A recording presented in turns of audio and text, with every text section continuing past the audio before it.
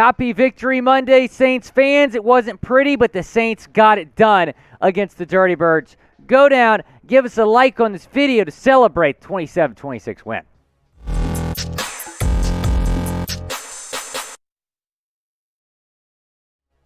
I am Will Scott. Welcome into Saints Now by Chat Sports. We're going to get you guys some Saints rumors. Also, it's Overreaction Monday. We're going to give you some takes there, but we begin with this from Todd Archer. Pretty significant news in the NFL today. Dak Prescott is expected to have surgery Monday on a right thumb injury and will miss 6 to 8 weeks, according to multiple sources. He'll meet with the team's hand specialist on Monday, but sources said he will have a pin and plate inserted to stabilize the joint. He will likely be placed on injured reserve, but he'll be eligible to return later in the year. If he follows the 6 to 8 week time frame, he could return as soon as October 30th versus Chicago or November 13th at Green Bay following the bye week. That coming from Cowboys reporter Todd Archer. So now we're starting to see a lot of different quarterbacks, specifically backup quarterbacks from around the league, linked to Dallas, one of them being Andy Dalton. And Cooper Rush probably just isn't the guy. Jerry Jones says he's the guy. What else is Jerry Jones going to say, right? I guarantee he's on the phones right now trying to make something happen. Andy Dalton played in Dallas in 2020, was the backup behind Dak, and he probably wouldn't be, you probably wouldn't get much in return for Andy, but he's certainly an option in terms of a trade target for the Cowboys. Here's what he did in 2020.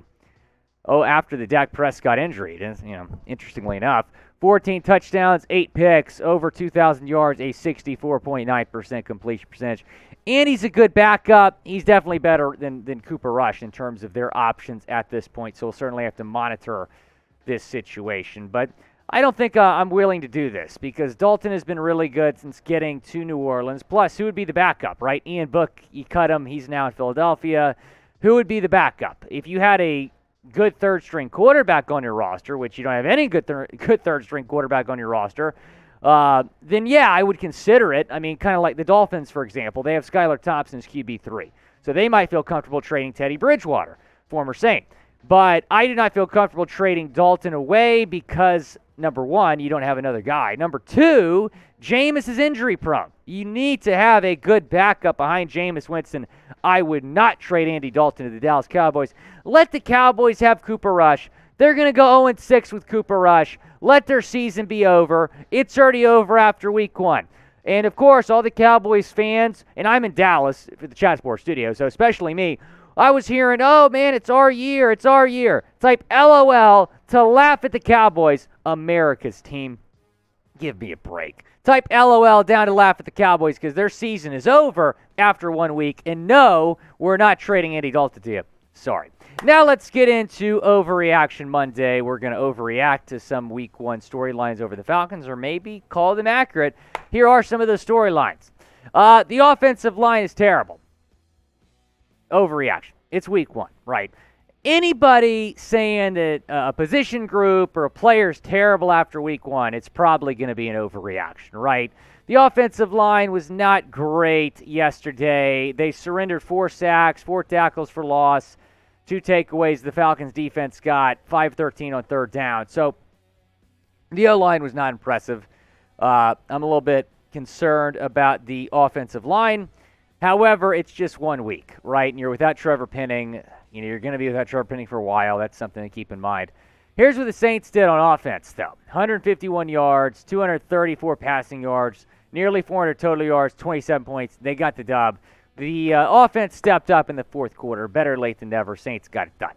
Grade the Saints offense against the Dirty Birds. Type A, B, C, D, or F down in the comment section. It is the pinned comment. Go and reply to it when you get a second. Is Michael Thomas back? 2 tutties yesterday against the Falcons. Heck yes, this is accurate. MT is 100% back.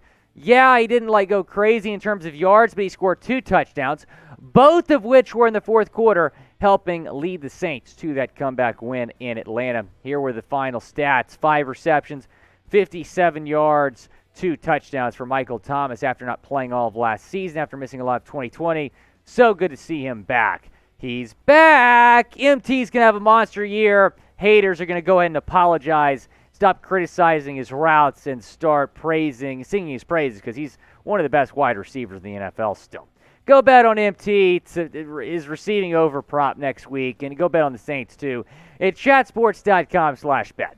Promo code chat125 where you can get 125% deposit bonus. Right now the Saints are still the underdogs to win the NFC South.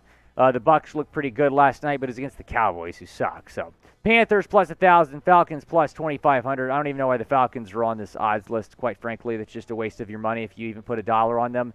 But the Saints, 325, that's pretty good odds. Go bet on them. Promo code chat125 at chatsports.com/bet. Juice looked incredible, which is not a surprise. Out of LSU, he's coming home, play for the Saints. You'd love to see it. 7 receptions, 114 yards. You got him on a very team-friendly deal. If I remember correctly, he's like getting $5 million this year. That is absurdly team-friendly. Juwan Johnson, he definitely had his moments. 2 receptions, 43 yards for him. Liked what I saw from him as well as Chris Olave. Welcome to the league.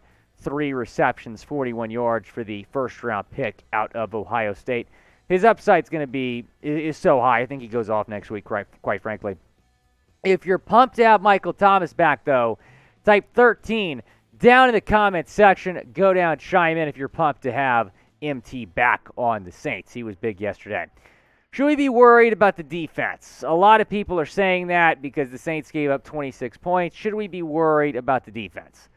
This is an overreaction. When you look at the Saints' defense on paper, they're one of the best defenses in the league, even without C.J. Gardner-Johnson, who's now in Philadelphia. It was 1 week. I understand why people are freaking out because the Falcons did look good on offense and the Falcons are terrible, so I understand why.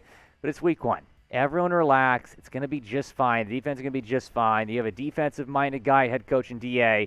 He's going to figure this out. It's week 1. The defense is going to get better throughout the entire season. I am not worried right now. Next week, if they give up 30 points, I'll be concerned. Right now, I'm not worried. But the Falcons did look pretty good on offense yesterday, which was a little bit of a surprise. Over 200 rushing yards. Cordell Patterson was ridiculous.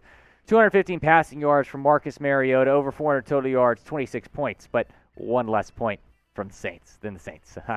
Be sure to follow producer Trace Gerard on Twitter. He couldn't be with us today, but go give him a follow at Trace Gerard48. Shout out producer Seeps. I am Will Scott. You can follow me at Will Scott44. I'm talking about the NFL. I'm talking about the Saints. I'm talking about other teams as well at Will Scott44 on Twitter. This comes from Tom Pelissero. We'll end the show with this. The Saints are signing franchise legend Pat Swilling's son, DB Trey Swilling, to the practice squad per his agents. You love to see it. Swilling family back in Saints gear. You love to see it. That coming from Tom Pelissero. And if you want the Saints to beat the Bucs, go down, hit the thumbs up icon, and give us a like on this video. I want this video to get at least 500 likes. Everyone watching at this point should be liking the video because we all want to beat the Tampa Bay Buccaneers. And if you're a real one, which I know you are, turn your notice to all. It's the best way to stay in the loop with Saints news.